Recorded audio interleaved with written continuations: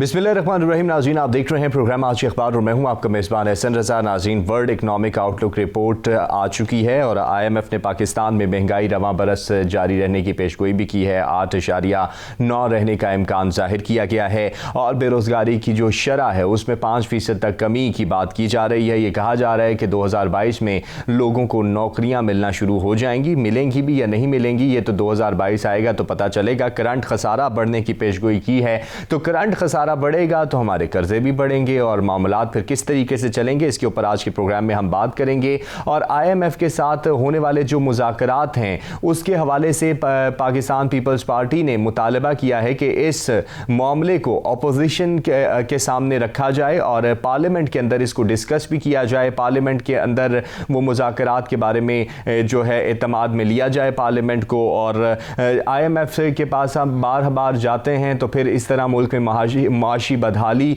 भी आने के खदशात हैं। महंगाई पहले ही ज़ोरों पर है और मज़ीद बढ़ेगी क्योंकि IMF ने अपने जो शराइत हैं वो सामने रखे हुए हैं। उसको देखना है कि किस हद तक हुकूमत जो है वो तस्लीम करती है। पहले भी बारहा हुकूमत कहती रही कि हम उनकी शराइत नहीं तस्लीम करते, हम उनको कंसेंसस की तरफ लेके आएंगे और उनसे मामलात सेटल करने की कोशिश करेंगे। लेकिन आपने देखा जो मामलात गुजरे दिनों में हमारे सामने रहे और पाकिस्तान के ग्रे लिस्ट से निकलने की बात की जा रही है। और वज़ीर कानून जो हैं फ़रूक नसीम वो बहुत पुरुमीद हैं। उन्होंने ये गैर मुल्की इदारे को इंटरव्यू देते हुए कहा, मीडिया के इदारे को, और फिर उसके बाद उन्होंने कहा कि पाकिस्तान जो है वो फैटफ के लिए टेस्ट केस है। कितना बड़ा टेस्ट केस है और फैटफ का किरदार जो है वो इस तमाम सूरत हाल में बड़ा दोहरा रहा। और अगर देखा जाए तो पाकिस्तान से के सामने जितने भी उन्होंने मामलात रखे, पाकिस्तान ने उन तमाम शराइत को पूरा करने की कोशिश की, उन तमाम मसाइल को हल करने की कोशिश की और हल किए और फैटिव ने माना भी। लेकिन फिर भी ग्रे लिस्ट में रहा। क्या अभी निकलता है या नहीं निकलता? इंटरनेशनल लेवल पर पाकिस्तान का जो सफारती अमल है वो कितना फैटफ के अंदर असरअंदाज होता है, इसके ऊपर भी बात करेंगे। बलूचिस्तान जो है वो सियासी बहरान का शिकार हुआ पड़ा है और वजीर आला बलूचिस्तान डट चुके हैं इस वक्त और वो कहते हैं जी कि मैं इस्तीफा बिल्कुल भी नहीं दूंगा और पार्टी की सदारत भी वो जारी रखेंगे। लेकिन नाराज और अपोजिशन के जो अरकान हैं उनकी तादाद 39 है और दूसरी तरफ जो हमायती अरकान हैं उनकी तादाद 26 है। तो क्या कुर्सी बचती हुई नजर आती है जाम कमाल साहब की? इस हवाले से भी बात करेंगे क्योंकि तादाद का बड़ा फर्क है। लेकिन हमने ये भी देखा कि जब पार्लियामेंट के अंदर बातें आती हैं और जब असेंबलियों के अंदर बातें आती हैं तो फिर ये तादादें अक्सर फ़ौरन से बदल भी जाया करती हैं। और मुस्लिम लीग नून की सदर जो है मरीम नवाज़ वो नई मुश्किल में फंस गई हैं। नैब ने उनकी ज़मानत के हवाले से, ज़मानत मनसूखी के हवाले से दरख्वास्त जो है वो दायर कर दी है। अब देखें इस पर क्या फ़ैसला आता है। और नून लीग ने नैब ऑर्डिनेंस भी चैलेंज करने का ऐलान कर दिया है। PDM 16 अक्टूबर को जलसा करने जा रही है फैसलाबाद में। कितना कामयाब जलसा होता है, क्या होता है कि PDM दोबारा से जान पकड़ती है या नहीं, वो इस जलसे के बाद तयन किया जा सकेगा। लेकिन इसके ऊपर भी हम थोड़ी सी बात करेंगे। महंगाई बेकाबू हो चुकी है क्योंकि गैस की कीमतें बढ़ चुकी हैं। पीपल्स पार्टी ने जो शीर रहमान हैं उन्होंने मुतालबा कर दिया है इंक्वायरी का, क्योंकि अगर गैस की कीमतें बढ़ती हैं क्योंकि मौसम सरमा की आमद भी है तो सनतें और चूल्हे बंद होते हैं। तो वो ये कहती हुई नजर आती हैं कि इसकी जिम्मेदार हुकूमत है। पाकिस्तानी रुपए की नाकदरी, डॉलर की एक मरतबा फिर ऊंची उड़ान और क्रैक डाउन जो है वजीर दाखिला करते हुए नजर आए। उन्होंने कहा कि डॉलर जमा करने वालों को हमने पकड़ लिया है और लेकिन अभी डॉलर फिर ऊंची उड़ान पकड़े हुए है। पहले तो बहुत तकरीरें होती थी कि 100 इंडेक्स रिकॉर्ड तरक्की कर गए, हमने 100 इंडेक्स जो है वो देख लें आप, और डॉलर की कीमत रोज बरोज गिर रही है। लेकिन अब रोज बरोज बढ़ रही है। इस रवां 2 हफ्तों में, रवां महीने में हमने देखा बारहा डॉलर की कीमत बढ़ी, लेकिन कोई किसी ने प्रेस कॉन्फ्रेंस नहीं की। रुपए की नाकदरी जो हो रही है वो कदरी में कब तब्दील होगी, इसका हमें भी बहुत शिद्दत से इंतजार है। तो इन तमाम मौज़ूआत पे गुफ्तगू करने के लिए जो शख्सियत मेरे साथ मौजूद हैं उनका तारुफ आपसे कराऊं तो तारिक मलिक हमारे साथ आज मौजूद हैं। सहाफ़ी हैं, तज्ज़ियाकार हैं। तारिक मलिक साहब बहुत शुक्रिया। वर्ल्ड इकनॉमिक आउटलुक रिपोर्ट से आगाज़ करेंगे बात का। IMF ने कहा कि पाकिस्तान में महंगाई जो है रवां बरस 8.9 रहने का इम्कान है और उसके साथ उसने दीगर ममालिक की शरह नमू के हवाले से भी बताया। हमारी शरह नमू उन्होंने बताई कि 4 और 4.9 के दरमियान चलती रहेगी 2022 तक। और फिर उन्होंने कहा जी बेरोज़गारी भी कम हो रही है। तो आपको लगता है कि बेरोज़गारी कम हो रही है क्योंकि महंगाई भी बढ़ रही है? करंट अकाउंट खसारे की वो बात कर रहे हैं कि वो बढ़ेगा, जब वो बढ़ेगा तो फिर कर्जे भी हमें लेने पड़ेंगे, और वो जब कर्जे होंगे और मामलात तो दूसरी तरफ चले जाएंगे, तो क्या बेरोज़गारी ख़त्म होती नज़र आती है और महंगाई भी कम हो पाएगी? बिस्मिल्लाहिर्रहमानिर्रहीम, अस्सलाम वालेकुम। ऐसन बात ये है कि जो है ना IMF क्या कह रहा है, क्या कहता है, डैम केयर। अच्छा। आप ये देखें कि हमारे मुल्क में क्या हो रहा है, क्या हमारी आंखें बंद तो नहीं है ना? वैसे ही महंगाई की वजह से हर बंदे की आंख खुल गई है, उनको पता चल गई है कि इस वक्त पाकिस्तान में क्या हो रहा है, क्या हो रहा है और क्या होने जा रहा है। अच्छा। IMF एक तरफ से कह रहे हैं कि जो है ना पाकिस्तान में जो है ना महंगाई और करंट अकाउंट जो है ना उस पर बात कर रहे हैं कि जो है ना वो खसारे में जा रहा है। साथ ही वो कह रहे हैं कि जो है ना पाकिस्तान में जो है ना जो जॉबलेस लोग हैं या जो है ना जॉब्स की रेट होंगी या ये चीज़ें जो है ना ख़त्म होती हुई नज़र आ रही हैं। ख़त्म होंगी कैसे? ख़त्म होंगी जब आप कर्ज़े में नॉन स्टॉप डूबे जा रहे हैं और आपको जो है ना हर जगह से जहाँ से भी कर्ज़ा आपको मिले, चाहे वो जो इंटरनेशनल बैंक है, वर्ल्ड बैंक है वहाँ से या एशियन बैंक है वहाँ से, वो तो अपने सूद उसी तरह ले रहे हैं। वो उन्होंने जो अपने मार्कअप्स रखे हुए वो उसी तरह ही हैं। फिर कैसे जो है ना मुझे बताया ना, डॉलर दिन ब दिन उड़ता जा रहा है, उसकी उड़ान इतनी ऊंची हो गई है कि गरीब बंदा तो छोड़े, मिडिल क्लास लोग हैं जो उनके हाथ में भी जो है ना डॉलर जो है ना वो बाहर जाते हुए जो है ना लोग जहां $1000 शो मनी होती थी, $2000 शो मनी होती, आज लोग $200-300 लेके जा रहे हैं।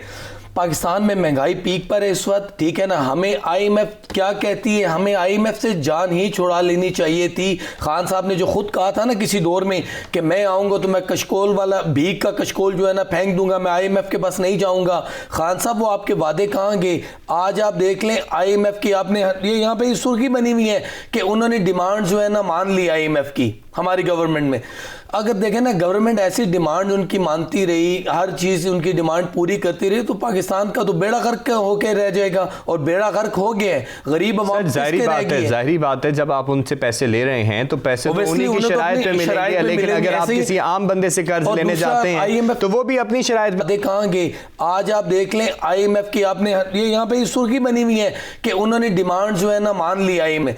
अगर देखें ना गवर्नमेंट ऐसी डिमांड उनकी MEF की, हमारी गवर्नमेंट उनकी डिमांड पूरी करती रही, मानती रही, हर चीज होके रह जाएगा और बेड़ा गर्क हो गया है। ये तो पाकिस्तान का तो बेड़ा गर्क। जाहिर बात है जब आप उनसे पैसे ले रहे हैं तो पैसे गरीब डिमांड जो है ना मान ली आई गवर्नमेंट, ऐसी डिमांड उनकी में अगर देखें ना उनकी डिमांड पूरी करती रही, मानती रही, हर चीज जा सकते हैं तो हर बंदा और गरीब आवाम आपको पता है कि वो दीन इस्लाम के साथ और पाकिस्तान के साथ इतनी लॉयल है कि जहाँ अपर क्लास या जो मुनाफिक लोग बैठे हैं उनसे लाखा दर्जा बेहतर है वो लोग। इसलिए खान साहब को वहाँ जाने के बजाय पाकिस्तान के जो बड़े बड़े टाइकून है, मैं नाम नहीं लेना चाहता, उनके पास जाना चाहिए उनको। बड़े बिजनेस टाइकून देख ले, बहुत बड़ी बड़ी पाकिस्तान में इंडस्ट्री है, उनसे जो है ना यार अगर मांगना ही है आपने, कम से कम यार किसी गैर मुस्लिम से या सूत वालों से मांगने के बजाय आप पाकिस्तान की जो टाइकून है उनसे आप क्यों नहीं मांगते? पाकिस्तान की गरीब आवाम से क्यों नहीं मांगते? आप कहते थे नवाज शरीफ चोर है, नवाज शरीफ चोर था, डाकू था, कुछ भी था, उसने जब पाकिस्तान के लिए मुल्क सवारों कर्ज उतारो मुल्क सवारों जो है ना मुहिम शुरू की थी तो पाकिस्तान की गरीब आवाम ने अपने कानों से बालियां, अंगूठियां, अपनी बैंगल्स तक हर चीज ये गरीब आवाम ही हमेशा देती नजर आती है ना। हमेशा आप गरीब आवाम से ही आप लेते हैं, जितने भी सियासी नारे लगाए जाते हैं हमने देखा कि गरीब आवाम भी वहीं पे सामने नजर आते हैं। और फिर आप कहते हैं कि हमने टैक्स भी इधर लगाने, टैक्स भी उधर लगाने, और टैक्स भी गरीब आवाम देती। लेकिन देखें ऐसा नहीं है कि अमीर लोग सारे बुरे नहीं है। अच्छा नहीं, मैं ये तो नहीं कह रहा कि कोई बुरा है, ठीक है ना। गरीब ऐसे देखें, पाकिस्तान है तो हम हैं, ठीक है ना, पाकिस्तान नहीं है तो हम कुछ भी नहीं है। इसलिए हमें पाकिस्तान को बचाना है। पाकिस्तान को बचाने के लिए खान साहब से मैं रिक्वेस्ट करता हूँ, खान साहब खुदारा IMF से हमारी भी जान छुड़ाएं, अपनी भी जान छुड़ाएं। सबसे पहले आप फोकस करें जो है ना बड़े बड़े जितने इंडस्ट्रियलिस्ट हैं, मेरा नहीं ख्याल कि आप जो है ना जिस तरह से आप बात कर रहे थे इंडेक्स वगैरह की, देखें हमारे 100 जो है ना बड़े बिजनेसमैन है, 100 जो है ना बड़े बिजनेसमैन बैठे हुए पाकिस्तान में जो $1 ट्रिलियन के जो है ना मालिक हैं। खाली खान साहब उनसे ही जाके कह दे कि ना जाएं आप जंगीर तरीन जैसे लुटेरों के पास, ना जाए इस तरह की जो माफिया है उनके पास, उससे हट के भी तो बहुत बहुत अच्छे लोग पड़े हुए हैं। हमें IMF से जान छुड़ानी होगी। मैं साउथ कोरिया की आज फिर बात कर रहा हूँ, 2000 में साउथ कोरिया भी जो है ना IMF के कर्जों के नीचे दबा हुआ था। आज आप देख लें कोरिया, साउथ कोरिया दुनिया के अमीर तरीन मुल्कों में उसका 7वें नंबर पे शुमार हो रहा है। क्यों? कि उन्होंने भीख का कशकोल फेंका, अपनी अवाम से रुजू किया, अपने टाइकून से रुजू किया, ठीक है ना, इंपोर्ट पाकिस्तान कोरिया में बंद की। बंद करने के बाद उन्होंने IMF का कर्जा 2-3 किस्तों में अदा किया। आज देख लें वो कहाँ पे पहुंच गया। अच्छा, तो हम नहीं जा सकते क्या? ऑपोजिशन जो है वो मुतालबात करती हुई नजर आती है कि IMF के साथ जो आपके मुज़ाकरात चल रहे हैं, क्योंकि अभी $1 अरब की ग्रांट आना है, तो वो जो मुज़ाकरात और मामलात चल रहे हैं उसको पार्लियामेंट के अंदर डिस्कस किया जाए। हालांकि वो पहले भी बारहा इस बात का मुतालबा करते नजर आए हैं, क्योंकि ये कहा जाता रहा कि हम जो उनके साथ डील्स कर रहे हैं वो बड़े मुनासिब तरीके से करेंगे, और जो वो हमसे कह रहे हैं कि बिजली के बिल बढ़ा दिए जाएं, रेट्स बढ़ा दिए जाएं, तो हम नहीं बढ़ाएंगे। यह हुकूमत का मौक़िफ़ रहा है। लेकिन हमने इसके उलट ही ग्राउंड रियलिटीज़ में देखा, हर चीज़ के नर्ख जो हैं आसमान पर पहुंच चुके हैं। लेकिन अपोजिशन कह रही है कि मुज़ाकरात का सेटअप जो है वो पार्लियामेंट में लाना चाहिए। ऐसे देखिए, अच्छी बात है, इसमें कोई दूसरी जो है ना राय नहीं होनी चाहिए, बात करने में कोई हर्ज नहीं है। अगर उनको लगता है कि वो ज़रूरी नहीं कि वहाँ पे बैठ के जो है ना अपोजिशन वाले बात करें, अपोजिशन वाले खान साहब से रिक्वेस्ट करें कि वो भी पाकिस्तानी है, अपोजिशन वाले भी तो उतने ही, उनका उतना ही पाकिस्तान है जितना हमारा पाकिस्तान है। इसलिए उनको अगर वो रिक्वेस्ट करते हैं तो इसमें कोई बुरी बात नहीं, उनके साथ मशवरा करना चाहिए, डिबेट होनी चाहिए, ताकि इसका कोई पॉजिटिवली जो है ना रास्ता निकले। लेकिन क्यों नहीं गवर्नमेंट एतमाद में लेती पार्लियामेंट के अंदर? चले सर, अगर देखें हर गवर्नमेंट की अपनी पॉलिसीज होती हैं, ठीक है, नून वाले भी तो थे, PP वाले भी तो थे, क्या वो उन जो है ना अपनी पॉलिसी जो है ना हर बंदे से शेयर करते थे? Never ever. लेकिन अगर ऑपोजिशन वाले इतने ही लॉयल हैं, देखें सर, मैं एक आज मुख्तसर सी बात करता हूं, इस वक्त पाकिस्तान के अमीर तरीन बंदों में शुमार होता है मियां नवाज शरीफ साहब का और उनके अहले खाना का, दूसरी साइड पे जरदारी और उसके अहले खाना का। क्या ये सिर्फ बैठ के बातों की हद तक करते हैं? अगर ये इतने पाकिस्तान के साथ लॉयल हैं, नून वाले या पीपल्स पार्टी वाले, ये लाएं अपना सारा पैसा बाहर से, जो इनके $1 ट्रिलियन जो है ना डिफरेंट कंट्रीज में पड़े हुए हैं, चाहे वो जरदारी है, चाहे वो जो है ना कोई भी है, ये लोग चाहे तो IMF का कर्जा उतर सकता है। ये 3-4 पार्टियां अगर चाहे तो पाकिस्तान का कर्जा उतर सकते हैं, चाहते नहीं, बातों की हद तक बातें करने से कुछ भी नहीं होगा। तारिक मलिक साहब, ब्रेक पर जा रहे हैं हम, और नाज़रीन वापस आएंगे तो बात करेंगे पाकिस्तान फैटिफ ग्रे लिस्ट से निकलने की बातें हो रही हैं, और पाकिस्तान फैटिफ के लिए एक टेस्ट केस है, फरूक नसीम ऐसा कहते हैं, तो इसके ऊपर बात करेंगे, हमारे साथ रहिएगा।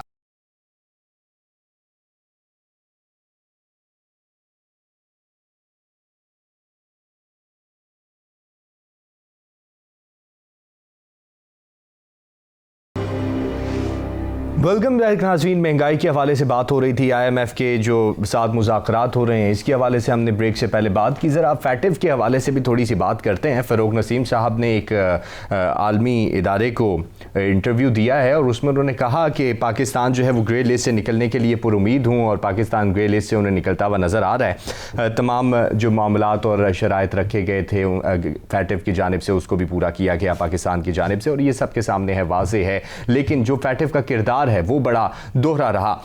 तारिक मलिक, इस तमाम सिचुएशन में आप देखें कि इनका जो किरदार है फैटिफ का वो बड़ा दोहरा रहा है। हमारी पॉलिसी में कहीं आपको कमी नज़र आती है? हालांकि हमने तो जितने भी मामलात हैं वो सेटल डाउन किए हैं, लेकिन मामलात उधर से हमेशा उलट हो जाते हैं। जितनी भी वो बातें कि हमसे कहते हैं, शराइत हमारे सामने रखते हैं, हम उन्हें पूरा करते हैं, लेकिन उसके बाद सिनेरियो कुछ और होता है। और क्या यहाँ पे आपको दीगर जो लॉबीज़ हैं वो स्ट्रॉन्ग नज़र आती हैं? ऑब्वियसली स्ट्रॉन्ग्स हैं जी। और दूसरा ये जो आप बात कर रहे थे जो है ना ग्रे लिस्ट से निकलने की, तो कहाँ से निकलेंगे मेरे भाई? यहाँ पे इंडस्ट्री आपकी पाकिस्तान की बंद होगी है, महंगाई पीक पर है, गर्मियों में बिजली के बिल्स कितने आए हैं, ठीक है ना, बिजली थी नहीं, बिजली के बिल गरीब से गरीब तर बंदा है, उसके घर का 8-9 हज़ार बिल आता रहे। देख लेना अब यूनिट कहाँ पर चली गई है। LPG आपने महंगी कर दी, बिजली आपने महंगी कर दी, गैस अभी जो है ना आप महंगे करने जा रहे हैं, सर्दियाँ अभी शुरू नहीं हुई, लोड शेडिंग। और लोड शेडिंग इस वक्त मैं खुद, क्योंकि पंजाब के डिफरेंट इलाकों में मैंने पता किया, दूर की क्यों बात करते हैं, मैं फैजाबाद के इलाके की बात करता हूँ, वहाँ पे load shedding last 10 days ago जो है ना वहाँ पे लोड शेडिंग शुरू हुई भी है। अभी देखें गैस महंगी होगी, बिजली महंगी, आटा, चीनी, रोट, हर चीज़ पाकिस्तान में महंगी होगी, ठीक है ना। फिर आप कह रहे हैं ग्रे लिस्ट से निकलेंगे, कैसे ग्रे लिस्ट से निकलेंगे भाई? डॉलर आप एक देख लें 171 रुपये का हो गया है, और मेरा नहीं ख्याल कि अगले दिनों में जिस तरह से मुझे लग रहा है जो इकॉनमी पाकिस्तान की इस वक्त जो है ना जिस तरह से बैठ गई है, फॉरेन इन्वेस्टर आपके पास नहीं है, इंडस्ट्री आपके पास नहीं है, डॉलर एकदम से 180 तक चला जाएगा, फिर मुझे आप बताएं ना, फिर आप कहां से ग्रे लिस्ट से निकलेंगे? लोगों को लॉलीपॉप देना बंद कर दें, खुदारा देखें बैठ के बात करने में। इस पे तो फैटिव के किरदार के ऊपर हवाले से हम बात कर रहे हैं कि उनका किरदार जो है हमेशा दोहरा रहा है। वो जो भी बातें हमसे करते हैं हम पूरी करते चले जाते हैं, लेकिन एट द एंड हम देखते हैं कि रिजल्ट बिल्कुल मुख्तलिफ नजर आता है। सर देखें, अब वो मैंने अभी आपको कहा हाथी के दिखाने के दांत और खाने की, और बात ये है कि जो है ना, हमें क्या पता कि क्या जो है ना उनके एग्रीमेंट्स हुए में हैं, या उनकी क्या डील्स हुई में, या उनकी क्या आपस में डील्स होती हैं, हमें तो इस चीज़ का अंदाज़ा नहीं है। कह देते हैं, गवर्नमेंट पे बैठते हैं, आते हैं टीवी पे बैठ देते हैं, फारूक नसीम साहब हो गए, या शहबाज गिल साहब हो गए, फवाद चौधरी साहब हो गए, जो चंद टोली इमरान खान के गिर्द जो है ना दायरा बना के बैठी हुई है ना, वो ही हर चीज़ का जो है ना कहते हैं कि हमने ये कर दिया, हमारा ये एग्रीमेंट हो गया, हम ऐसे करेंगे, आगे आने वाले दौर में इस तरह से होगा। बातों की हद तक हो रहा है ना, हमें कहीं होता हुआ कुछ नजर आ रहा है? अच्छा, प्रैक्टिकल हमें कहीं होता हुआ नजर नहीं आ रहा। मजीद इसके हवाले से बात करेंगे, लेकिन आपने महंगाई का जिस तरह से जिक्र किया, गैस बहरान की आपने बात की, तो इसके हवाले से भी थोड़ी सी बात करते हैं कि गैस की कीमतें भी बढ़ चुकी हैं और महंगाई तो ऑलरेडी पहले से ही है। अशिया खुरनोश के दाम आप देखें और बिजली के नर्ख आप देखें तो कहाँ से कहाँ चले गए। अब गैस की कीमतें भी, मौसम सरमा आने वाला है और पार्लियामेंट के अंदर और पीपल्स पार्टी जो है वो मुतालबा करती हुई नजर आती है, अपोजिशन भी मुतालबा करती हुई नजर आती है कि इंक्वायरी की कराई जाए कि गैस की कीमतें क्यों बढ़ी हैं। इंक्वायरी होगी या खाली ये भी मुतालबात हवाओं की नजर? मुझे आप बता दें, इंक्वायरी जो पाकिस्तान में पहले हुई हैं वो कहाँ गई? आटे की इंक्वायरी, वो जो है ना बिल्कुल जो है ना डम हुई हुई है, उससे वो बात ही नहीं करता। चीनी की, जहांगीर तरीन के ऊपर एलिगेशन लगे, FIA ने सारे हर चीज़ प्रूव कर दी, उसके बावजूद जो है ना दन दनाते घूम रहे हैं, फिर रहे हैं, ठीक है ना। इसलिए भाई कुछ भी नहीं होने वाला, ठीक है ना होने वाला है और ना कोई कर सकता है। उसकी वजह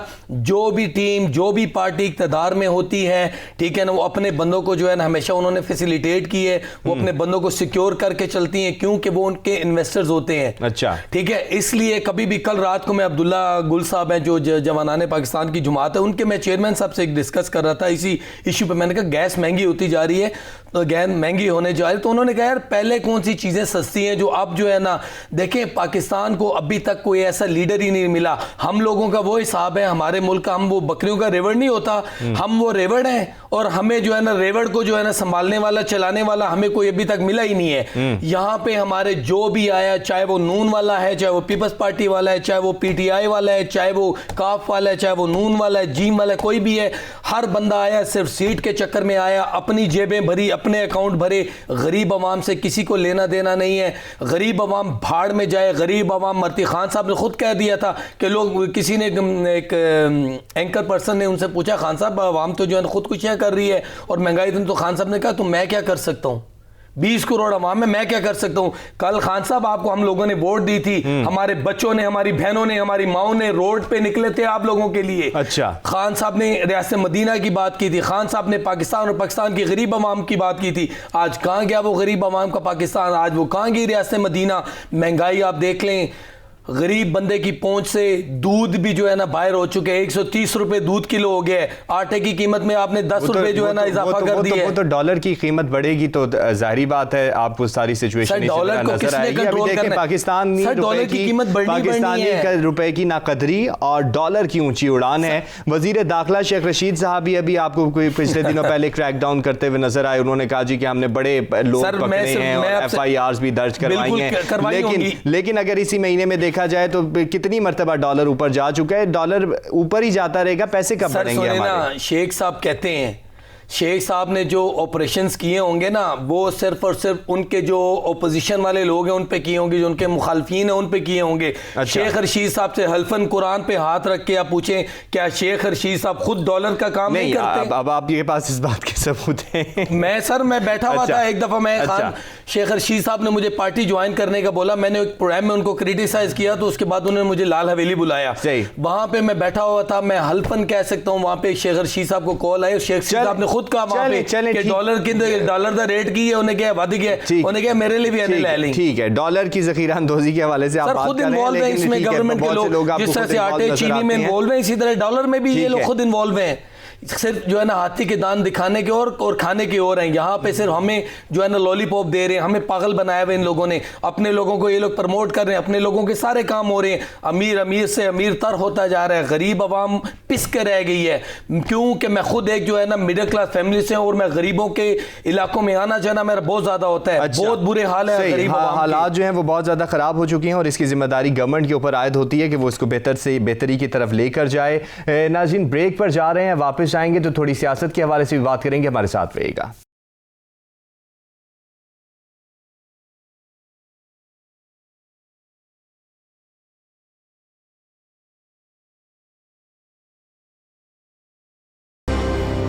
वेलकम बैक नाज़रीन। महंगाई के हवाले से हमने डिटेल बात की और मुल्क जो है पुरानी कैफियत का शिकार है। डॉलर की उड़ान जो है ऊपर होती चली जा रही है, डॉलर में इजाफा दिन ब दिन, और रुपए की नाकदरी जारी है। गैस की कीमतें बढ़ गई, महंगाई जो है बहुत ज़्यादा हो गई, गरीब आवाम का जीना जो है वो दोबर हो चुका है और हुकूमत के ऊपर इसकी ज़िम्मेदारी आयद होती है और हुकूमत यही कहती हुई नज़र आती है कि हम आवाम को रिलीफ देंगे और बहुत जल्द रिलीफ देंगे। अभी इसी बुरानी कैफियत के साथ साथ थोड़ी सी सियासत के ऊपर भी बात करते हैं। सियासत के अंदर भी बहरानी कैफियत हमें नज़र आ रही है, लेकिन इब्तिदा बलूचिस्तान से करेंगे। बलूचिस्तान के अंदर सियासी बहरान जो है वो हमें नज़र आया और कुर्सी की जंग चल निकली है।